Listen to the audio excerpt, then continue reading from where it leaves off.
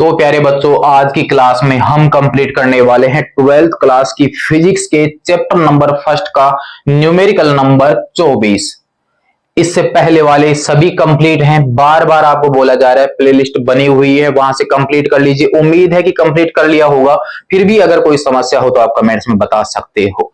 आज हम कंप्लीट करेंगे क्वेश्चन नंबर 24। बिल्कुल आसान तरीके से समझिए पहले इसको, क्योंकि इसमें कुछ थ्योरेटिकल पार्ट भी मिक्स है, न्यूमेरिकल भी मिक्स है। अब आपके पास क्वेश्चन नंबर 24 में क्या दे रखा है कि कोई दो धातु की प्लेटें हैं। दो धातु की प्लेटें हैं, एक दूसरे से कुछ दूरी पर स्थित हैं, यानी पैरेलल वो रखी हुई हैं। और उन प्लेटों के आंतरिक भाग की ओर, जैसे मान लीजिए दो प्लेटें हैं, इनके आंतरिक भाग की ओर पृष्ठीय आवेश घनत्व का मान दे रखा है। परिमाण दोनों प्लेटों पर आवेश घनत्व का बराबर है और प्रकृति विपरीत है। तो हमारे पास जैसे मान लीजिए एक प्लेट है ये वाली, एक प्लेट है ये, इस पर पृष्ठ आवेश घनत्व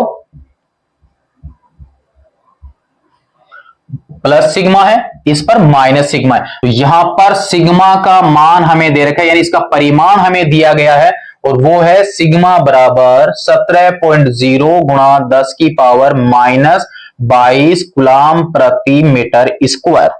ये यहां पर दिया गया है इस प्रश्न में। तो अब आपके पास में एक धनात्मक प्लेट है, एक ऋणात्मक प्लेट है, आवेश इनकी अंदर की साइड में है।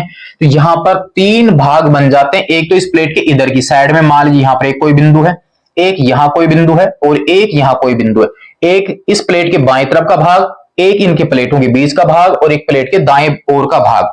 हमें क्वेश्चन में यह पूछा है कि अब इन तीनों बिंदुओं पर या इन तीन भागों में, कहीं पर भी बिंदु ले सकते हैं, इन तीन भागों में वैद्युत क्षेत्र की तीव्रता का मान कितना है। यानी इस बिंदु पर वैद्युत क्षेत्र कितना है दोनों प्लेटों की वजह से, इस बिंदु पर वैद्युत क्षेत्र कितना है दोनों प्लेटों की वजह से, इस बिंदु पर वैद्युत क्षेत्र कितना है इन दोनों प्लेटों की वजह से।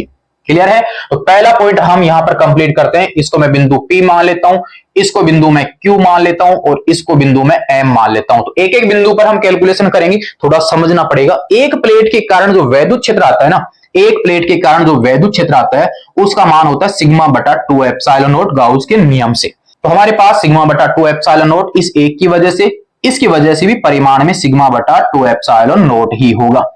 इस अकेली प्लेट की वजह से जो वैद्युत क्षेत्र है ना उसको मैं E1 मान लेता हूं, इसकी वजह से जो वैद्युत क्षेत्र है उसको मैं E2 मान लेता हूं। दोनों की वजह से जो वैद्युत क्षेत्र रहेगा वो सिग्मा बटा 2 एप्सिलॉन नॉट, सिग्मा बटा 2 एप्सिलॉन नॉट रहेगा। हमारे पास बिंदु P की बात हम करते हैं, तो फर्स्ट पॉइंट में लिख लेता हूं बिंदु P पर। ठीक है, अब आप यहां पर सोचिए E1 जो है इस धनात्मक आवेश वाली प्लेट के कारण वैद्युत क्षेत्र है। तो पॉजिटिव चार्ज के कारण वैद्युत क्षेत्र की जो डायरेक्शन होती है वो होती है आवेश से बिंदु की ओर, यानी धनात्मक आवेश से बाहर की ओर। और नेगेटिव चार्ज के कारण वैद्युत क्षेत्र की जो डायरेक्शन होती है वो बिंदु से आवेश की ओर होती है, यानी खुद आवेश की ओर होती है वैद्युत क्षेत्र की डायरेक्शन। इससे पहले हमने बिंदु आवेश वाला पॉइंट हल किया है। अब आप आ जाइए बिंदु P पर। बिंदु P पर इस धनात्मक प्लेट की वजह से वैद्युत क्षेत्र की जो डायरेक्शन है वो किस ओर होगी, प्लस है, तो प्लस की वजह से होगी बिंदु की ओर, यानी इस तरफ। तो P बिंदु पर वैद्युत क्षेत्र E1 की जो डायरेक्शन है वो इस तरफ होगी। इस नेगेटिव की वजह से, नेगेटिव की वजह से वैद्युत क्षेत्र होगा खुद आवेश की ओर, यानी बिंदु से आवेश की ओर। तो E2 की डायरेक्शन इस तरफ, E2 की डायरेक्शन इस तरफ। तो P बिंदु पर फाइनल वैद्युत क्षेत्र कितना होगा, जब दोनों वैद्युत क्षेत्र एक दूसरे के विपरीत दिशा में है तो फाइनल तो हमें घटाने पर ही मिलेगा। समांतर चतुर्भुज का योग का नियम आप याद कीजिए, एक ही दिशा में दोनों जुड़ेंगे, विपरीत दिशा में दोनों घट जाएंगे। जो ज्यादा होगा उसमें से कम वाले को आप घटा दीजिए। तो हमारे पास तो दोनों के मान ही बराबर है। तो हमारे पास बिंदु P पर फाइनल वैद्युत क्षेत्र कितना हो जाएगा, परिमाण में मैं लिख लेता हूं E1 माइनस E2, या E2 माइनस E1 भी आप लिख सकते हो, क्योंकि दोनों के मान आपस में क्या है, बराबर है। तो आपके पास P बिंदु पर, या मैं कहूं धनात्मक प्लेट के बाईं ओर के सभी भागों में कहीं पर भी ले लेंगे, वैसे भी ये विद्युत क्षेत्र जो है दूरी पर निर्भर नहीं है कि यहां पर लीजिए, यहां लीजिए, यहां लीजिए, कहीं पर भी ले लीजिए, दूरी पर डिपेंड नहीं है। तो हमारे पास वैल्यू सिग्मा बटा 2 एप्सिलॉन नॉट, सिग्मा बटा 2 एप्सिलॉन नॉट, यानी P बिंदु पर वैद्युत क्षेत्र 0। एक आंसर तो अपना कंप्लीट हो जाएगा बिंदु P पर। अब बिंदु Q पर आ जाइए। सेकंड पॉइंट बिंदु Q पर, या ऋणात्मक प्लेट के दाएं भाग पर। बिंदु Q पर पॉजिटिव की वजह से वैद्युत क्षेत्र आवेश से बिंदु की ओर, यानी इस तरफ, E1 वेक्टर इस तरफ, नेगेटिव की वजह से खुद आवेश की ओर यानी वैद्युत क्षेत्र प्लेट की ओर, वापस दोनों वैद्युत क्षेत्र एक दूसरे की विपरीत दिशा में है। तो हमारे पास बिंदु P पर शून्य आ चुका है, बिंदु Q पर आवेश वो ही E1 माइनस E2 सिग्मा बटा 2 एप्सिलॉन नोट, सिग्मा बटा 2 एप्सिलॉन नोट, फाइनल इसका भी जीरो। P बिंदु पर भी जीरो यानी प्लेट के बाएं ओर के भाग में वैद्युत क्षेत्र जीरो, प्लेट के दाएं भाग में वैद्युत क्षेत्र जीरो।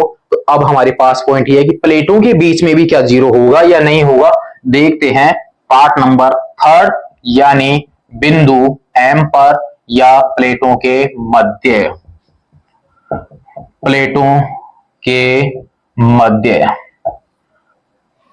आ जाइए बिंदु M पर। बिंदु M पर इस प्लस की वजह से वैद्युत क्षेत्र आएगा इस ओर जाएगा दाईं तरफ, E1 वेक्टर इस तरफ, नेगेटिव की वजह से हम जानते हैं वैद्युत क्षेत्र खुद आवेश की ओर, बिंदु ये रहा, आवेश इधर, इसका मतलब E2 का मान इस ओर ही है। दोनों सदिश एक ही तरफ हैं तो टोटल आपके पास क्लियर है, दोनों जुड़ जाएंगे। तो हमारे पास परिमाण की जब बात करते हैं और परिणामी दिशा इसी तरफ, तो हमारे पास में EM बराबर E1 प्लस E2, EM बराबर सिग्मा बटा 2 एप्सिलॉन नोट, सिग्मा बटा 2 एप्सिलॉन नोट, आधा और आधा जुड़ के एक हो जाएगा तो सिग्मा बटा एप्सिलॉन नोट है। सिग्मा का मान तो दे रखा है प्यारे बच्चों, आप रख लीजिए, हल कीजिए और आपका आंसर कंप्लीट हो जाता है 17.0 गुणा 10 की पावर माइनस 22, 8.854 गुणा 10 की पावर माइनस 12। EM बराबर यहां पर है 17, इसके मैं पॉइंट को हटा देता हूं, इसके पॉइंट को जब मैं हटा देता हूं तो यहां पर पॉइंट जीरो का मतलब कोई है नहीं, ये पॉइंट हटाएंगे 3 जीरो पर लग जाएंगे, देखिए 3 जीरो बटा में 8, 8, 5, 4, ऊपर माइनस 22 नीचे माइनस 12, बच गया 10, ऊपर माइनस का 10 बच चुका है।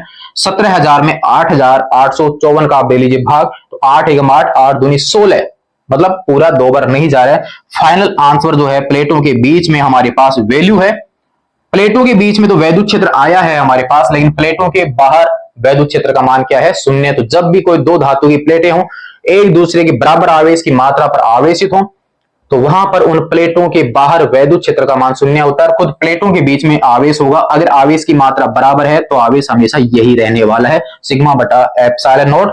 वैल्यू हमारे पास में आ जाती है 1.92 गुणा 10 की पावर माइनस 10, वैल्यू हमारे पास में आ जाते हैं न्यूटन प्रति कूलम। आंसर कंप्लीट, यानी चैप्टर नंबर फर्स्ट का लास्ट अभ्यास का क्वेश्चन 1.24 आपके सामने है। कोई समस्या हो तो आप बता सकते हैं, नोट कीजिए क्वेश्चन नंबर 24 को।